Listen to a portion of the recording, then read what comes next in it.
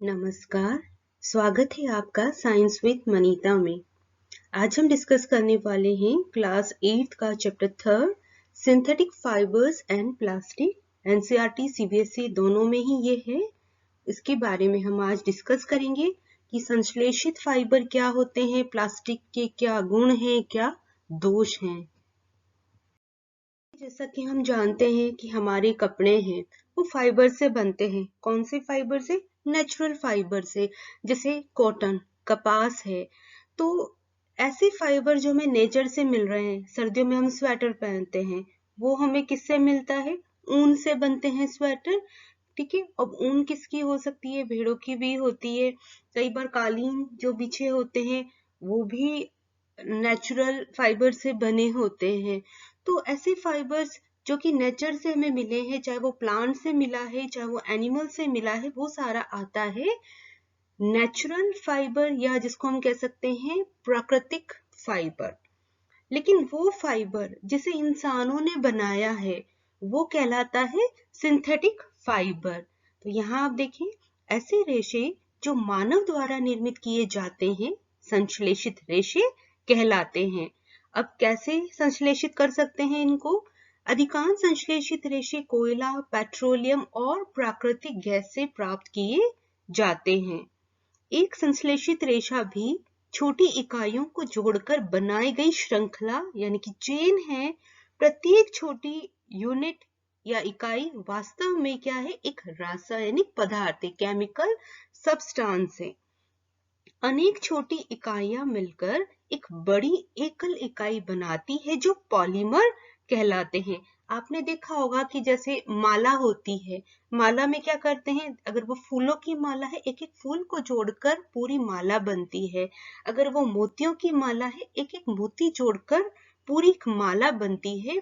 तो कुछ इसी तरीके से होता है पॉलीमर्स के अंदर भी, कि एक सिंगल यूनिट होती है, उन सबको मिलाकर एक बड़ी चेन बनती है।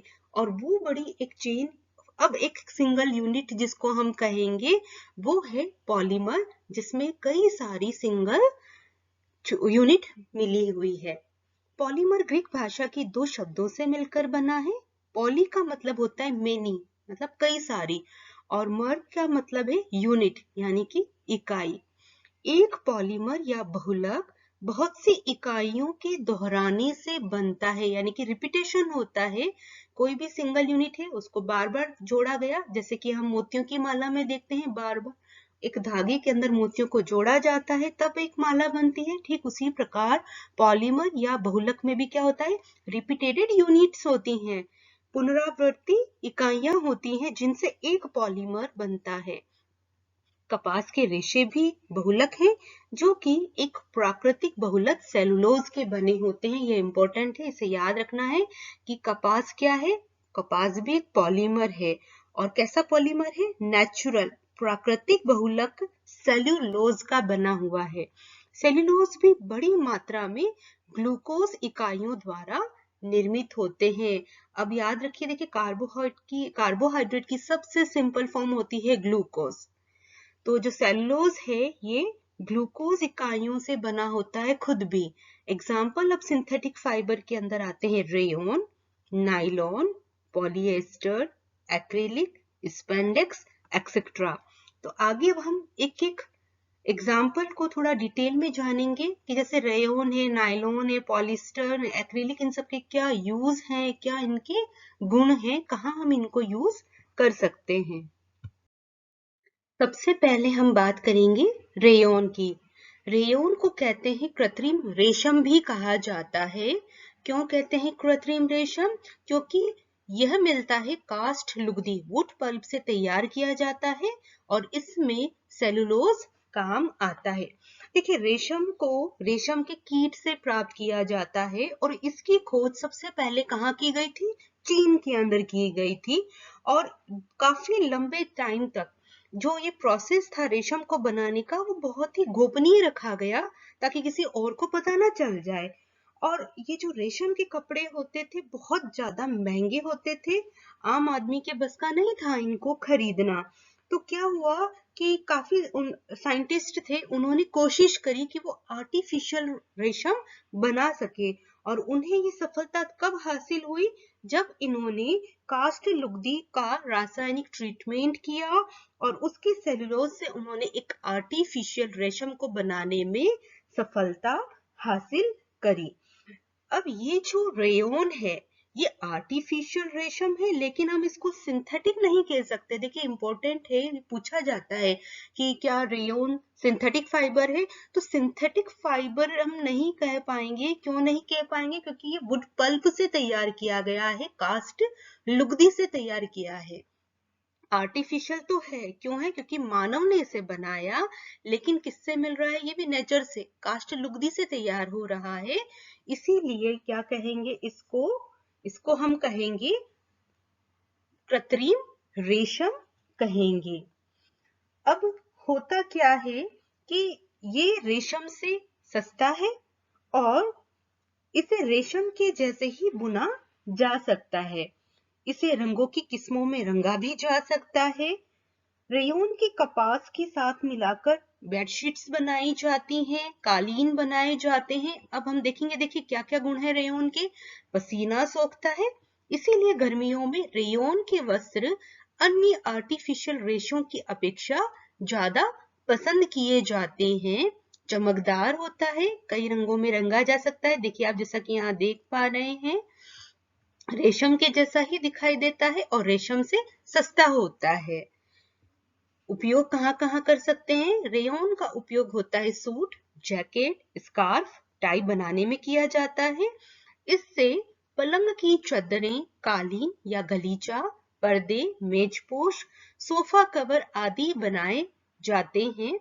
चिकित्सा क्षेत्र में इसका उपयोग होता है बैंडेज बनाने में, सर्जिकल ड्रेसिंग बनाने में और टायर कोड बनाने में भी इसका यूज किया जाता है। अब हम देखेंगे नायलॉन के बारे में। नायलॉन भी मानव द्वारा निर्मित पहला कृत्रिम संश्लेषित रेशा है। नायलॉन क्या है? पहला कृत्रिम संश्लेषित रेशा। देखिए बहुत ही इंपॉर्टेंट है, आप इसको याद रखें। अगर आपसे पूछा जाता है कि पहला आर्टिफिशियल सिंथेटिक फाइबर कौन सा है, तो वो नायलॉन होगा। लेकिन अगर ये पूछा जाता है कि सबसे पहले आर्टिफिशियल फाइबर कौन सा बनाया गया, तो वो रेयन बनाया गया। रेयन को आप सिंथेटिक फाइबर में ऐड नहीं करेंगे, ठीक है। तो सबसे पहले अगर आर्टिफिशियल फाइबर कौन सा बना है, वो रेयन बना, क्योंकि वो वुड पल्प से बना। और यदि ये पूछा जाता है कि सबसे पहले आर्टिफिशियल सिंथेटिक फाइबर कौन सा बना, तो वो है नायलॉन।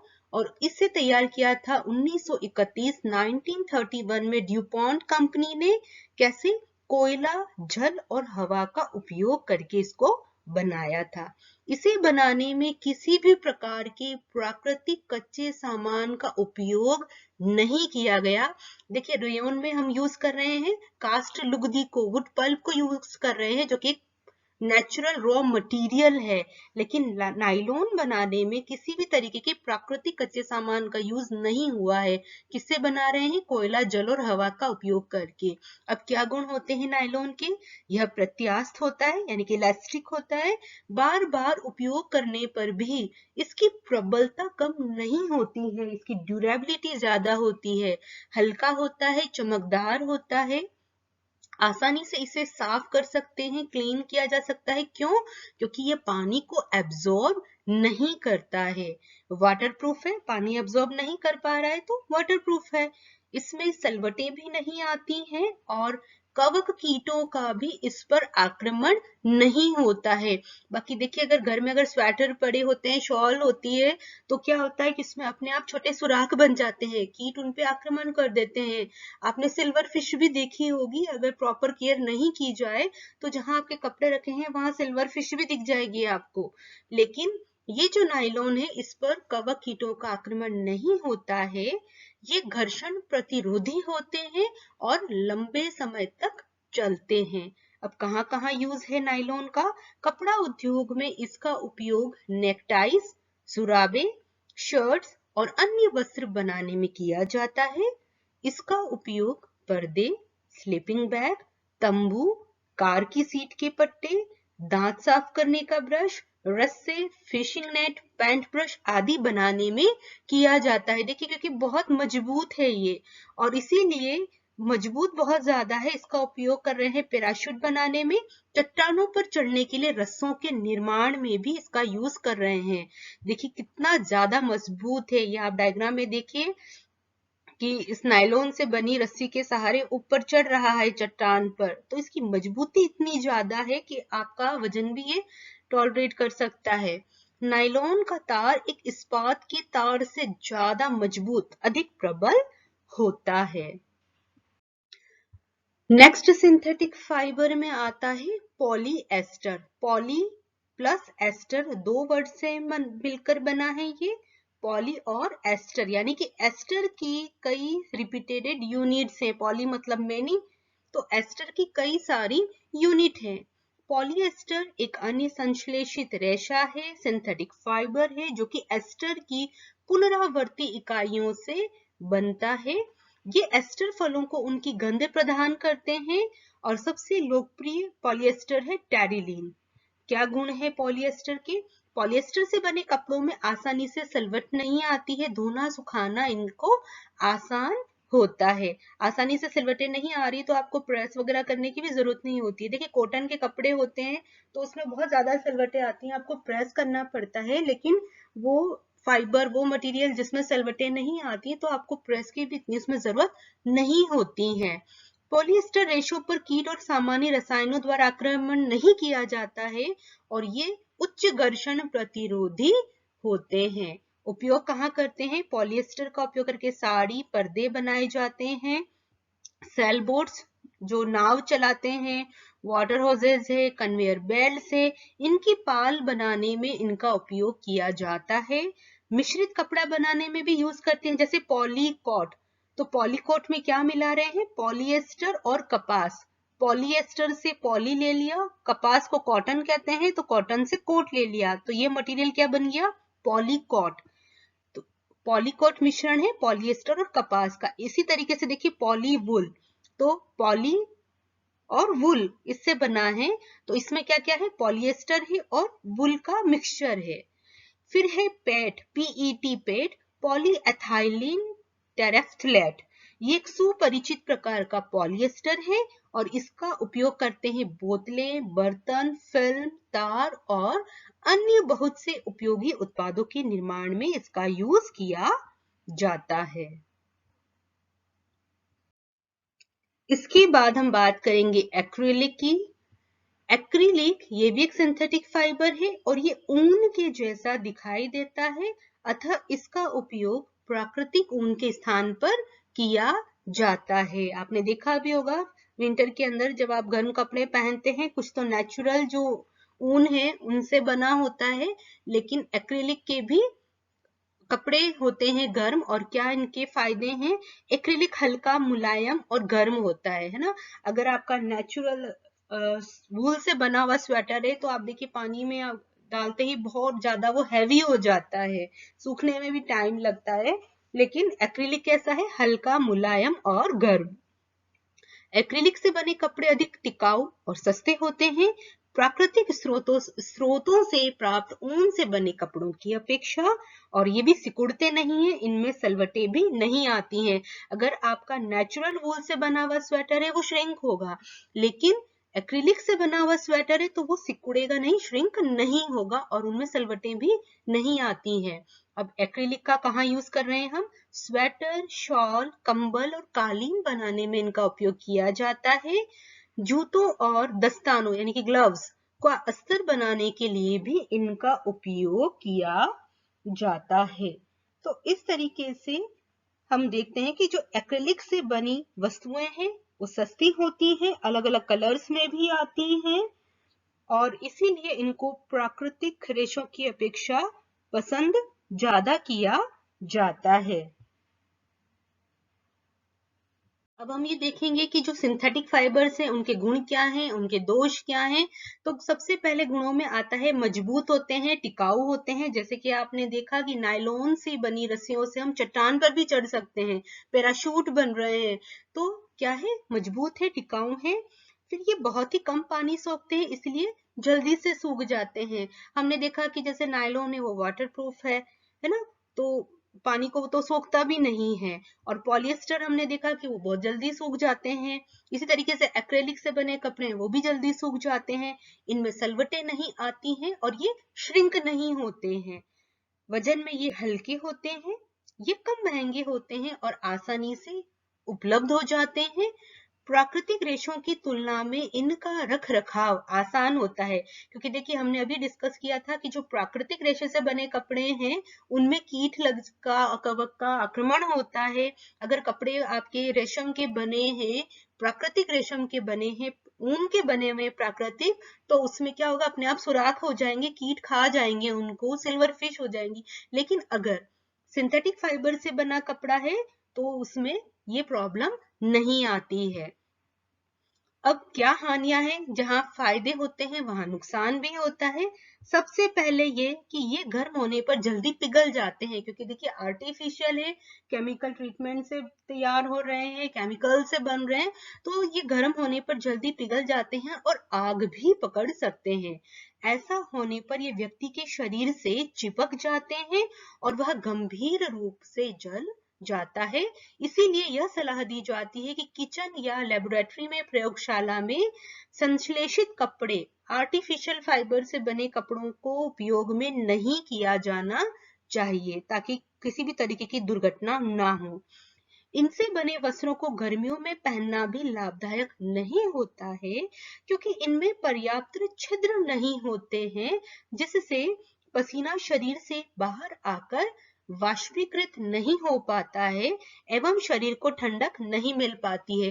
देखिए हमारी बॉडी का एक नेचुरल मैकेनिज्म है कि जब हमारी बॉडी बहुत ज्यादा गर्म हो जाती है तो पसीना निकलता है, और जैसे ही पसीना आता है, स्वेटिंग होती है, तो हमारी बॉडी कूल डाउन हो जाती है। इस तरीके से हम उस आघात को, हीट स्ट्रोक को टॉलरेट कर पाते हैं। लेकिन अगर बहुत ज्यादा गर्मी है और सिंथेटिक कपड़े में चूंकि छिद्र नहीं होते हैं पर्याप्त रूप से, तो क्या होगा, हमारा पसीना बॉडी से बाहर नहीं निकल पाएगा, और अगर बाहर नहीं निकल पाएगा तो क्या होगा, हीट स्ट्रोक के चांसेस ज्यादा बढ़ जाएंगे, गर्मी लग जाएगी, लू लग जाएगी। अतः इनसे बने वस्त्रों को गर्मियों में पहनना आरामदायक नहीं होता है और हमें असहजता महसूस होती है, हमें कंफर्टेबल नहीं लगता है। बात करेंगे प्लास्टिक के बारे में। आप जैसा कि देख पा रहे हैं, प्लास्टिक से बनी कितनी सारी चीजें हमें दिखाई दे रही हैं जो हम घर में यूज करते हैं। बच्चों के खेलने की साइकिल है, बकेट है, डस्टबिन है, तो बैठने के लिए चेयर है, कई सारी चीजें हम आजकल डेली रूटीन में प्लास्टिक का यूज करते हैं। तो सबसे पहले आइए हम ये जानते हैं कि ये प्लास्टिक होता क्या है। प्लास्टिक भी संश्लेषित रेशे की तरह एक बहुलक है, पॉलीमर है, यानी कि ये भी कई रिपीटेड यूनिट्स से मिलकर बना है, पुनरावर्ती इकाइयों से मिलकर बना होता है। प्लास्टिक को सांचे में आसानी से ढाला जा सकता है, अर्थात इसे कोई भी आकार दिया जा सकता है। जैसा कि आप देख रहे हैं कि कितनी अलग अलग टाइप की चीजें बनाई गई हैं। एग्जाम्पल है प्लास्टिक की, polythene, PVC, bakelite, melamine and Teflon. Plastic के गुणधर्म, प्लास्टिक के क्या फायदे हैं, क्या गुण होता है प्लास्टिक के अंदर। सबसे पहला देखिए, प्लास्टिक जल और वायु से अभिक्रिया नहीं करता, यानी कि प्लास्टिक के वाटर और एयर से कोई रिएक्टिविटी नहीं है, कोई रिएक्शन नहीं हो रहा है, इसीलिए इनका संक्षारण भी आसानी से नहीं होता है। मतलब ये आसानी से अपघटित नहीं होते, खराब नहीं होते। क्यों नहीं? क्योंकि ये जल और वायु से क्रिया कर ही नहीं रहे हैं। अतः इनका उपयोग कई रसायनों सहित विभिन्न पदार्थों के संचयन के लिए किया जाता है। तो सबसे पहला गुण क्या, चूंकि ये वाटर से क्रिया नहीं कर रहे, किसी केमिकल से भी क्रिया नहीं कर रहे हैं, तो इन्हें अलग अलग पदार्थों को स्टोर करने में यूज किया जाता है। प्लास्टिक हल्का, प्रबल और चिरस्थायी है, लॉन्ग ड्यूरेशन है इसकी, लॉन्गेटिबिलिटी ज्यादा है, ठीक है, लाइट वेट होता है, हल्का होता है, मजबूत होता है, यह धातुओं से सस्ता है और आसानी से मिल जाता है। इसे विभिन्न आकारों में ढाला जा सकता है। प्लास्टिक ऊष्मा और विद्युत का कुचालक है।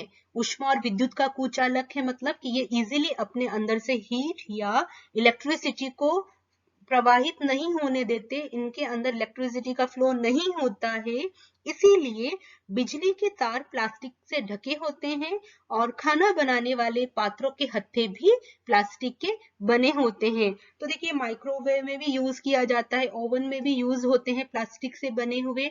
अगर आप चाय बना रहे हो उसके बर्तन पे भी आप देखिए प्लास्टिक की कवर होता है, उसका हत्था प्लास्टिक का बना होता है। क्यों? क्योंकि ऊष्मा का कुचालक है तो आपका हाथ गर्म नहीं होगा, लेकिन अगर धातु का बना अगर हत्था है तो वो गर्म आपको महसूस होगा।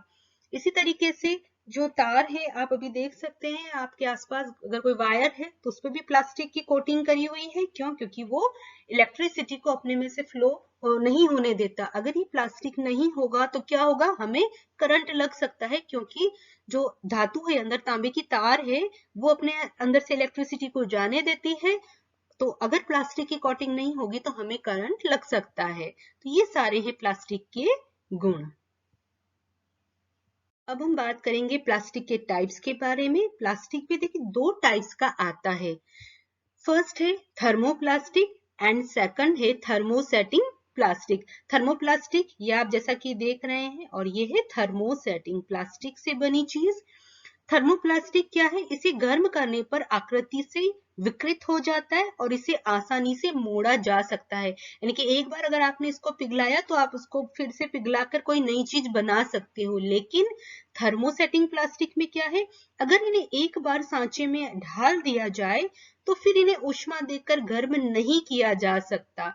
एक बार आपने कोई शेप दे दी थर्मोसेटिंग प्लास्टिक को तो आप दोबारा उसकी शेप को चेंज नहीं कर सकते हैं। एग्जाम्पल है थर्मोप्लास्टिक के पॉलीथीन, पीवीसी, और थर्मोसेटिंग प्लास्टिक का एग्जाम्पल है बेकेलाइट और मेलामाइन। थर्मोप्लास्टिक से बना इसका यूज किया है, खिलौने, कंघियां आदि बनाने में इसका यूज किया जाता है। और थर्मोसेटिंग प्लास्टिक का एग्जाम्पल है बेकेलाइट, मेलामाइन, जिनका उपयोग होता है। बेकेलाइट ऊष्मा और विद्युत का कुचालक है। यह बिजली के स्विच, विभिन्न बर्तनों के हत्थे आदि बनाने में उपयोग किया जाता है। जैसा कि आप देख रहे हैं यहाँ पर ये बेकेलाइट से बने हुए हैं स्विच। फिर मेलामाइन है, ये आग का प्रतिरोधक है। ठीक है, फायर रेजिस्टेंस है, अन्य प्लास्टिक की अपेक्षा अधिक ऊष्मा सहन कर सकता है। बहुत ही इंपॉर्टेंट है कि कौन सा प्लास्टिक है जो आग का प्रतिरोधक है या ऊष्मा को सहन कर सकता है, तो वो है मेलामाइन। इसका उपयोग होता है फर्श की टाइलें बनाने में, रसोई के बर्तन में और आग प्रतिरोधी कपड़े बनाने में यूज किया जाता है। अगर रसोई में एप्रन पहन रहे हैं आप तो वो भी इसी का मेलामाइन का बना होता है। जो फायर फाइटर्स हैं उनको जो कपड़े दिए जाते हैं वो भी मेलामाइन के बने होते हैं। तो इस तरीके से आप इन दोनों में डिफरेंस याद रखिएगा, थर्मोप्लास्टिक और थर्मोसेटिंग प्लास्टिक के। थर्मोप्लास्टिक और थर्मोसेटिंग प्लास्टिक का डिफरेंस देखिए इस डायग्राम से भी हम अच्छे से समझ सकते हैं। जैसा कि आप देख पा रहे हैं ये है थर्मोप्लास्टिक। थर्मोप्लास्टिक में आप देखिए सिंगल सिंगल यूनिट हैं जो आपस में जुड़कर एक स्ट्रेट चेन बना रही है। लेकिन थर्मोसेटिंग प्लास्टिक यहाँ आप देखिए कि ये सारे आपस में इंटरलिंक्ड हैं, इंटरलॉक्ड हैं आपस में। तो यहाँ पर थर्मोप्लास्टिक वाली कंडीशन में क्या होगा, चूंकि यहाँ पर स्ट्रेट लाइन में ये एक दूसरे से जुड़े हैं तो ये फ्रीली मूवमेंट करेंगे। और थर्मोसेटिंग प्लास्टिक के अंदर चूंकि ये देखिए आपस में बहुत ही एक दूसरे से इंटरलॉक्ड हैं, इंटरलिंक्ड हैं, तो इनके बीच में जो मूवमेंट है वो नहीं हो पाएगा। तो इसी वजह से ये जो थर्मोसेटिंग प्लास्टिक्स हैं ये क्या करेंगे, हीट रेजिस्टेंस होंगे, उच्च तापमान का प्रतिरोध करेंगे। लेकिन थर्मोप्लास्टिक जो कि इजीली मूव कर सकते हैं, स्ट्रेट चेन में आपस में जुड़े हुए हैं, ये क्या करेंगे, इनको हम किसी दूसरे सांचे में आसानी से ढाल सकते हैं। अब हम बात करेंगे प्लास्टिक से होने वाले पॉल्यूशन की। देखिए प्लास्टिक आजकल रोजमर्रा की जिंदगी में काफी ज्यादा यूज हो रहा है। हम कोई सामान लेने जाते हैं, सब्जियां खरीदने जाते हैं तो प्लास्टिक की थैलियां ही यूज होती हैं। अब होता यह है कि ये जब कचरा इकट्ठा हो जाता है या तो सड़कों पे डाल दिया जाता है या फिर आप जैसा कि इस डायग्राम में देख रहे हैं कि शहर के कहीं एक कोने में भी इकट्ठा कर दिया है। तो होता क्या है कि जैसा आप देखिए ये प्लास्टिक की बनी नेट में टर्टल फंस गया है। इधर ये देखिए जो एक्वेटिक लाइफ को कैसे इफेक्ट करते हैं, जलीय जीव जंतु को जब इनके प्रयोग में आते हैं तो उनकी डेथ हो जाती है। अगर गाय वगैरह ने खा लिया तो उनका दम घुट जाता है, सांस रुक जाती है, उनकी डेथ हो जाती है। यहाँ आप देखिए कि सड़क के ऊपर ही प्लास्टिक को जला दिया गया है, जिससे जो लोग गुजर रहे हैं टॉक्सिक गैस निकलती है इस प्लास्टिक की, तो ये सबके लिए हार्मफुल है। तो क्या करना चाहिए हमें? देखिए, दो तरीके के पदार्थ हैं, एक होता है बायोडिग्रेडेबल और दूसरा होता है बायो नॉन डिग्रेडेबल। तो जो बायोडिग्रेडेबल पदार्थ हैं, जैव निम्नीकरण पदार्थ, वो पदार्थ होते हैं जो जीवाणु की क्रिया द्वारा अपघटित हो जाते हैं, तो उनसे प्रॉब्लम नहीं होती है। लेकिन जो नॉन बायोडिग्रेडेबल हैं, वो क्या करते हैं? वो प्राकृतिक प्रक्रियाओं से आसानी से विघटित नहीं होते हैं। तो जो प्लास्टिक है ये भी किस में आता है? नॉन बायोडिग्रेडेबल में आता है। और इसीलिए जब इसको अगर जलाया भी जाता है तो बहुत ही टॉक्सिक गैस उत्पन्न करता है, जिससे एनवायरनमेंट में पॉल्यूशन बहुत ज्यादा बढ़ जाता है। तो क्या कर सकते हैं हम? या तो कॉटन की या जूट की थैली हमें यूज करनी चाहिए। अगर जो चीज रीयूज हो सकती है, अगर प्लास्टिक रीयूज हो सकता है तो हमें उसे रीयूज करना चाहिए। और 4R सिद्धांत का पालन करना चाहिए। 4R सिद्धांत है: first reduce, second reuse, third recycle and fourth recover। reduce उपयोग कम करना है, रीयूज पुनः उपयोग करना है, रिसाइकल पुनः चक्रित करना है और रिकवर पुनः प्राप्त करना। तो इस तरीके से हम क्या कर सकते हैं कि अगर विवेकपूर्ण तरीके से प्लास्टिक का उपयोग किया जाए तो पर्यावरण प्रदूषण को बचाया जा सकता है। जलीय जीव जंतु या जो स्थल पर रहने वाले हैं, गाय हैं जैसे कि, इन सब की जिंदगियों को भी बचाया जा सकता है। आज की क्लास में इतना ही, मिलते हैं आपसे फिर, तब तक के लिए धन्यवाद।